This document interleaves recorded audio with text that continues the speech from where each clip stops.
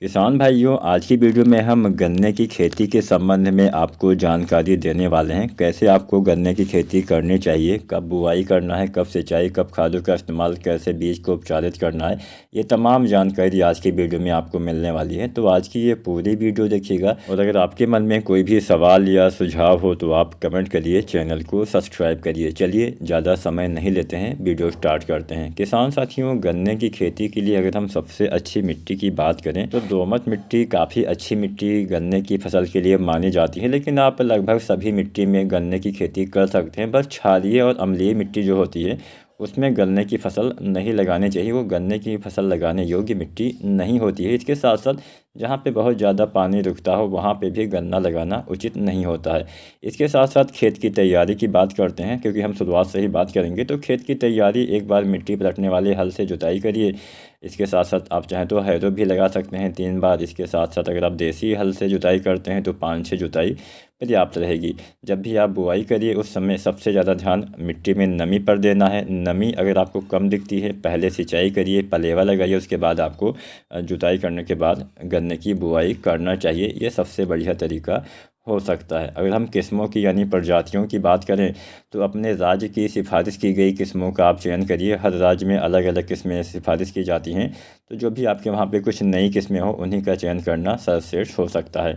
अब गन्ने की बुआई का समय की बात करते हैं। अभी हम फरवरी में गन्ना लगाएंगे तो वो होता है बसंतकालीन गन्ना, और जो हम सितंबर अक्टूबर में गन्ना लगाते हैं होता है शरतकालीन गन्ना। तो शरतकालीन गन्ना 15 अक्टूबर तक बुआई कर दी जाती है और बसंतकालीन गन्ने की बुआई 15 फरवरी से 15 मार्च तक आपको कर देना चाहिए। तब अच्छे से जमाव और अच्छा उत्पादन इस समय बोने से जमाव अच्छा होता है।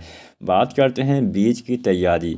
अच्छे से आपको बीज की खरीदारी करनी है, रोग मुक्त बीज की खरीदारी करनी है। जब भी आप कोई बीज लेने जाइए तो अच्छे से खेत की निगरानी करिए। कोई बीमारी हो तो वह बीज आपको नहीं लेना चाहिए, इस बात का आपको ध्यान देना चाहिए। अगर हम बात करें कि हमें बीज को उपचारित कैसे, यहाँ पे कुछ और बातें आपको मैं बता देता हूँ। जब भी आप गन्ने के जो बीज होते हैं, कोशिश करिए जो ऊपरी वाला हिस्सा होता है इसका जमाव काफ़ी अच्छे से होता है। हालांकि ऐसा होता नहीं, हम बोलते हैं कि हाँ ऊपरी वाले हिस्से की बुआई करिए, लेकिन जो गन्ने के हम बीज लाते हैं इतना महंगा होता है कि हम नीचे वाला हिस्सा अगर मतलब चीनी मिल में बेचते हैं तो काफ़ी कम कीमत मिलता है। तो बस ये बोलने वाली बातें कुछ और होती हैं, करने वाली बातें कुछ और होती है। लेकिन हाँ, जमाव अगर हम ऊपरी वाले हिस्से का करते हैं तो थोड़ा ज़्यादा बेहतर होता है। गन्ने 3 आँख वाले टुकड़ों में काट लेना चाहिए और इस तरह से लगभग 20,000 टुकड़े पर एकड़ के लिए पर्याप्त रहने वाले हैं, जिनका वजन लगभग 5 से लेकर 6 कुंटल के हिसाब से हो सकता है। अब यहाँ पे जो गन्ने का वज़न होता है ये आपकी वैरायटी की मोटाई के हिसाब से भी होता है। अगर आपके गन्ने काफ़ी मोटे हैं तो वज़न ज़्यादा हो जाएगा, पतले हैं तो वज़न कम रह जाएगा। अब बुआई की बहुत सारी विधियाँ होती है, समतल विधि, नाली विधि, दोहरी पंक्ति विधि, जिसको हम रो ट्रेंच प्लांटिंग भी बोलते हैं। बहुत सारी विधियाँ होती हैं। हम रिंग पिट विधि से भी गन्ने की बुआई करते हैं। तो आने वाले समय में हम विधियों के ऊपर आपको जानकारी देंगे कि किस विधि से आपको गन्ने की बुआई जो है वो करनी चाहिए। बात अब हम कर लेते हैं बीज उपचार। कार्बेंडाजिम 200 ग्राम यानी 2 ग्राम प्रति लीटर पानी के हिसाब से आपको घोलने के बाद 10 मिनट तक बीज को उपचारित करना होता है। तो मान के चलिए कार्बेंडाजिम आपको लेना है 200 ग्राम प्रति 100 लीटर पानी में आपको घोलना है। उसके बाद 10 मिनट तक बीज को उसमें आपको डुबो के रखना होता है। और 100 लीटर की जो ये घोल होता है, दवाई होती है, ये मान के चलिए 30 कुंटल के लिए पर्याप्त रहने वाली है। मतलब 30 कुंटल बीज के लिए 100 लीटर दवाई का घोल पर्याप्त रहने वाला है। अब यहाँ पे जहाँ पे थोड़ा बहुत दीमक का अटैक होता है वहाँ पे आप इमिडाक्लोप्रिड भी डाल सकते हैं या फिर आप क्लोरोपाइरीफास भी डाल सकते हैं। आपको इसका स्प्रे करना होता है। जब आप नालियाँ बनाते हैं तो उन्हीं नालियों में आपको इसका घोल बना के अब 140 ml आपको लेना होता है। इमिडाक्लोप्रिड जो आता है 17.8% SL में 140 ml 750 लीटर पानी में घोल के आपको पंक्तियों के बीच में बुआई के समय छिड़काव करना होता है। इससे क्या होता है, इससे आपके जो दीमक होता है उसका नियंत्रण आप कर सकते हैं। ये काफ़ी अच्छा तरीका हो सकता है। अब यहाँ पे हमने बीज उपचार के बारे में आपको बता दिया, हमने आपको बता दिया कब आपको बुआई करनी है। अब बात कर लेते हैं खादों के बारे में। कौन कौन सी खादें हमें गन्ने की फसल में खासकर इस्तेमाल करना चाहिए। तो गन्ने की बुआई के समय हम 2 तरह से खादों का इस्तेमाल कर सकते हैं। एक फार्मूला होता है DAP वाला, जिसमें हम DAP खाद का इस्तेमाल करते हैं। एक फार्मूला होता है किसान साथियों SSP वाला, जिसमें हम सिंगल सुपर फास्फेट का इस्तेमाल करते हैं।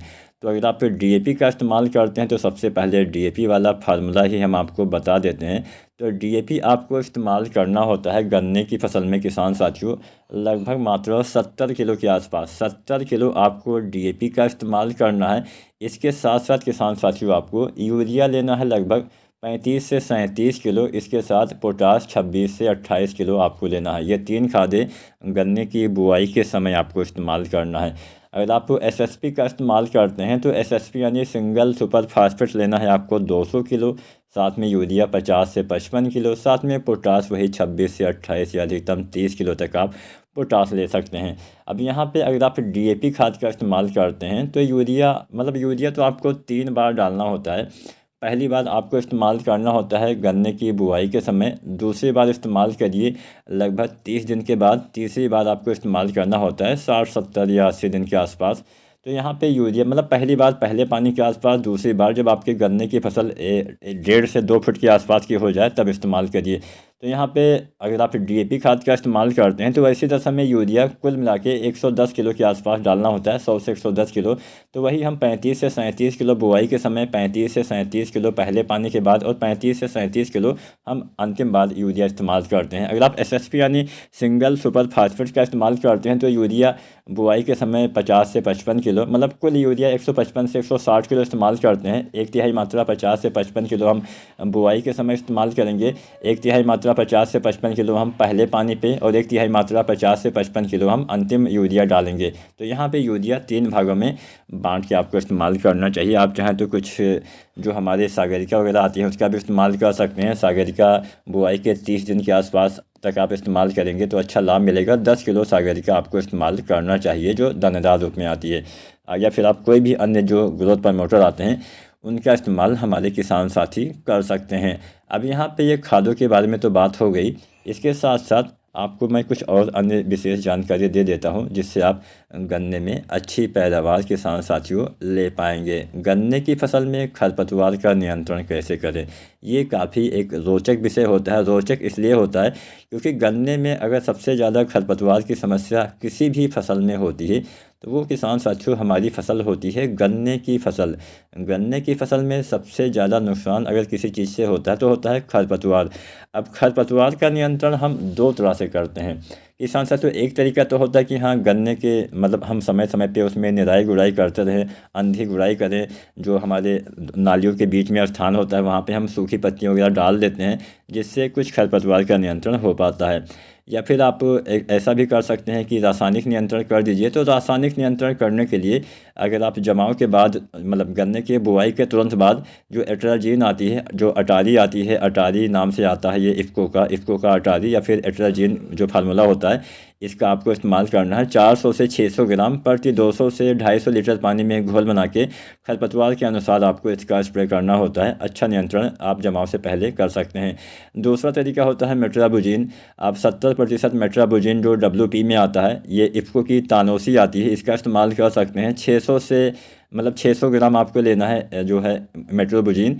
इसकी आपको 200 लीटर पानी में घोल के प्रति एकड़ के हिसाब से 600 ग्राम मात्रा 1 एकड़ के लिए पर्याप्त रहेगी। और 25 से 30 दिन पे आपको बुआई के 25 से 30 दिन के बाद इसका इस्तेमाल करते हैं तो इसका नियंत्रण आप जो जम जाते हैं खरपतवार उसका नियंत्रण आप कर सकते हैं। तो बीज को उपचारित करिए। हमेशा एक बात का ध्यान दीजिए, किस्मों के ऊपर थोड़ा ज़्यादा ध्यान दीजिए। हमेशा नई किस्में लगाइए और बीमारी जिसमें ना हो। अगर कोई गन्ना आपको बीमारी वाला लगता है उसको आपको तुरंत ही अलग हटा देना है, उस खेत के आसपास भी नहीं रखना है, नहीं तो वो बीमारी आपके गन्ने में फैलने की संभावना बढ़ जाती है। तो अच्छे से अगर आप खेत की तैयारी करते हैं गन्ने की फसल में, बस हाँ एक बात का आपको ध्यान ये देना है कि बहुत ज़्यादा ऐसा अनिवार्य नहीं होता कि बहुत महीन भुरभुरी मिट्टी होनी चाहिए तभी गन्ने का जमाव होगा। क्योंकि गन्ने की फसल में अगर मिट्टी भुरभुरी नहीं भी होती है तो भी जमाव तो होना ही होना है।